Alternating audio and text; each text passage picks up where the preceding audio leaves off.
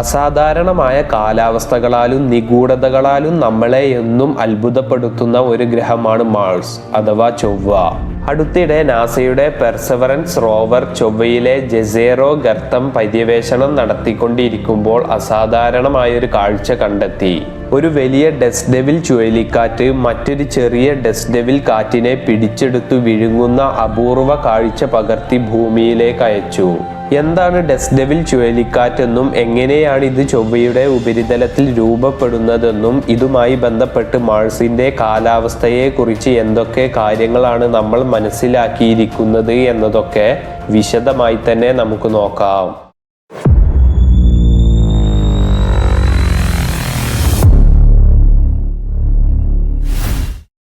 2025 ജനുവരി 25 നാസയുടെ Perseverance rover അതിശയകരമായൊരു കാഴ്ച പകർത്തി. മാർസിലെ ജെസേറോ ഗർത്തത്തിന്റെ വെസ്റ്റേൺ ഭാഗത്ത് സ്ഥിതി ചെയ്യുന്ന വിച്ച്ഹെസൽ ഹിൽ എന്ന പ്രദേശത്ത് വെച്ച് 65 മീറ്റർ വീതിയുള്ള വലിയൊരു ഡസ്റ്റ് ഡെവിൽ ചുഴലിക്കാറ്റ് മറ്റൊരു 5 മീറ്റർ വീതിയുള്ള ചെറിയൊരു ഡസ്റ്റ് ഡെവിൽ കാറ്റിനെ പിടിച്ചെടുത്തു വിഴുങ്ങുന്ന ദൃശ്യം 1 കിലോമീറ്റർ അകലെ നിന്ന് റോവറിന്റെ ക്യാമറയിൽ വ്യക്തമായി പകർത്തുകയും ഭൂമിയിലേക്ക് അയക്കുകയും ഈ അപൂർവ സംഭവത്തെക്കുറിച്ച് നമുക്ക് സൂക്ഷ്മമായി പഠിക്കാൻ സാധിക്കുകയും ചെയ്തു. ഡസ്റ്റ് ഡെവിൽ ചുഴലിക്കാറ്റ് ചൊവ്വയിൽ സാധാരണമായി കാണുന്നതാണെങ്കിലും ഒന്ന് മറ്റൊന്നിനെ വിഴുങ്ങുന്നത് അത്യപൂർവമായി സംഭവിക്കുന്നതാണ്. സാധാരണയായി ചൊവ്വയിൽ ഡസ്റ്റ് ഡെവിൽ ചുഴലിക്കാറ്റുണ്ടാകുന്നത് സൂര്യൻ ഉപരിതലം ചൂടാക്കുമ്പോഴാണ്.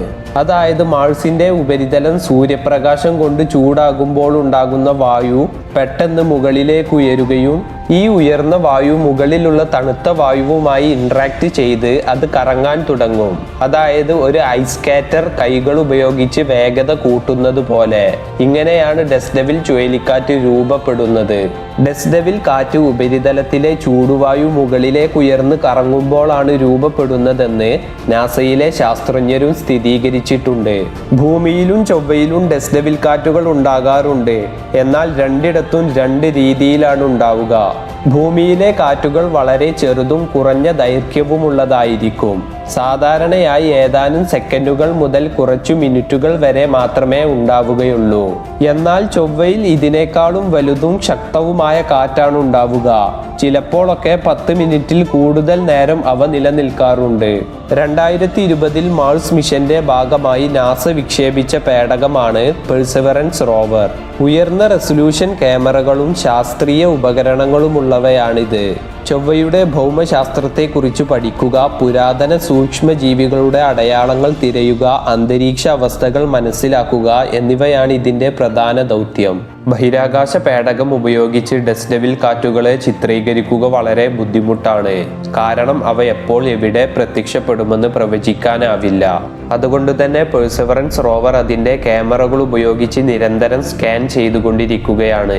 ചൊവ്വയിലെ പ്രതിഭാസങ്ങളെ കുറിച്ച് പഠിക്കുന്നത് ശാസ്ത്രജ്ഞർക്ക് വളരെ പ്രധാനമാണ്. കാരണം ഡസ്റ്റ് ഡെവിൽ കാറ്റുകളെ കുറിച്ച് പഠിക്കുന്നത് വഴി വെറും ഒരു പ്രതിഭാസത്തെ കുറിച്ച് മാത്രമല്ല പഠിക്കുന്നത്. പകരം ഇത് ചൊവ്വയുടെ അന്തരീക്ഷത്തെക്കുറിച്ചും കാറ്റിന്റെ വേഗത, ദിശ, മർദ്ദം, താപനില തുടങ്ങിയ കാലാവസ്ഥാ സംവിധാനങ്ങളെക്കുറിച്ചും കൂടുതൽ കാര്യങ്ങൾ പഠിക്കാൻ സഹായിക്കും. ചൊവ്വയിലെ കാലാവസ്ഥയിൽ ഡസ്റ്റ് ഡെവിൽ ചുഴലിക്കാറ്റുകൾ പ്രധാന പങ്ക് വഹിക്കുന്നു എന്ന് നാസയുടെ ജെറ്റ് പ്രൊപ്പൽഷൻ ലബോറട്ടറിയിലെ റോവർ പ്രൊജക്ട് സയന്റിസ്റ്റായ കാറ്റി സ്റ്റാക്ക് മോർഗൻ പറഞ്ഞിട്ടുണ്ട്. പെർസെവറൻസ് റോവറിൽ ഡസ്റ്റ് ഡെവിൽ ചുഴലിക്കാറ്റുകളുടെ താപനില, വലുപ്പം, അളവ് എന്നിവ അളക്കാനും മനസ്സിലാക്കാനുമുള്ള പ്രത്യേക ഉപകരണങ്ങളുണ്ട്. എന്നാൽ ഈ ഡസ്റ്റ് ഡെവിൽ കാറ്റ് ചിലപ്പോൾ റോവറിന്റെ സോളാർ പാനലുകളിൽ വന്നടിഞ്ഞ് റോവറിന്റെ വൈദ്യുതി ഉൽപാദനം കുറയാനും കേടുവരാനുമുള്ള സാധ്യത കൂടുതലാണ്. പെർസെവറൻസ് റോവർ വിക്ഷേപിച്ചതിന് ശേഷം പലതവണ ഡസ്റ്റ് ഡെവിൽ കാറ്റിന്റെ ചിത്രങ്ങൾ പകർത്തിയിട്ടുണ്ട്. 2021 സെപ്റ്റംബർ 27 പെർസെവറൻസ് റോവർ അതിന്റെ സൂപ്പർ ക്യാം മൈക്രോഫോൺ ഉപയോഗിച്ച് ആദ്യമായി ചൊവ്വയിലെ ഡസ്റ്റ് ഡെവിൽ ചുഴലിക്കാറ്റിന്റെ ശബ്ദം റെക്കോർഡ് ചെയ്തിരുന്നു. ഡസ്റ്റ് ഡെവിൽ കാറ്റുകളെ കുറിച്ച് പഠിക്കുന്നത് വഴി ചൊവ്വയിലെ കാലാവസ്ഥയെക്കുറിച്ച് കൂടുതൽ അറിയാനും ഭാവി ദൗത്യങ്ങൾക്ക്, പ്രത്യേകിച്ച് മനുഷ്യർ ഉൾപ്പെടുന്ന മാർസ് ദൗത്യങ്ങൾക്ക് വളരെ സഹായകരമാവുകയും ചെയ്യും. കാരണം വരും വർഷങ്ങളിൽ ചൊവ്വയിലേക്ക് ബഹിരാകാശ യാത്രികരെ അയക്കാൻ നാസയും മറ്റു സ്പേസ് ഏജൻസികളും ലക്ഷ്യമിടുന്നുണ്ട്. അതുകൊണ്ടുതന്നെ ബഹിരാകാശ യാത്രികർക്കും റോബോട്ടുകൾക്കും ഡെസ്ഡെവിൽ കാറ്റൊരു വെല്ലുവിളിയാണ്. ജെസേറോ ക്രിയേറ്ററിൽ പര്യവേഷണം നടത്തുന്ന പെർസെവറൻസ് റോവർ 2020 വിക്ഷേപിച്ച് 7 മാസത്തിനകം ഏകദേശം 48 കോടി കിലോമീറ്റേഴ്സ് സഞ്ചരിച്ചാണ് ഈ റോവർ ചൊവ്വയിലെത്തിയത്. ചൊവ്വയിലെത്തുന്ന 5ാമത്തെ റോവറാണിത്. ഇതിനു മുൻപ് സൊജോണർ, ഓപ്പർച്യൂണിറ്റി, സ്പിരിറ്റ്, ക്യൂരിയോസിറ്റി എന്നിങ്ങനെയുള്ള റോവറുകൾ ചൊവ്വയിൽ പ്രവർത്തിച്ചിരുന്നു. ജെസേറോ ക്രിയേറ്ററിൽ ഒരു കാലത്ത് വലിയ തടാകമുണ്ടായിരുന്നു എന്നാണ് ശാസ്ത്രജ്ഞരുടെ നിഗമനം. കാരണം ഈ പ്രദേശത്തെ മണ്ണിൽ ചെളിയുടെ അംശം കൂടുതലാണ്. ഇത് പണ്ട് ജലം നിന്നിരുന്നതിൻ്റെ തെളിവാണെന്നാണ് കരുതുന്നത്. കൂടാതെ ഇവിടെ പഴയകാല ജീവന്റെ ഫോസിലുകൾ ഉണ്ടാകാനുള്ള സാധ്യതയും കൂടുതലാണ് എന്നാണ് ഗവേഷകർ പറയുന്നത്. 1970കളിൽ നാസയുടെ വൈക്കിംഗ് ഓർബിറ്ററാണ് ആദ്യമായി ഡെസ്ഡെവിൽ കാറ്റുകളെ ചിത്രീകരിച്ചത്.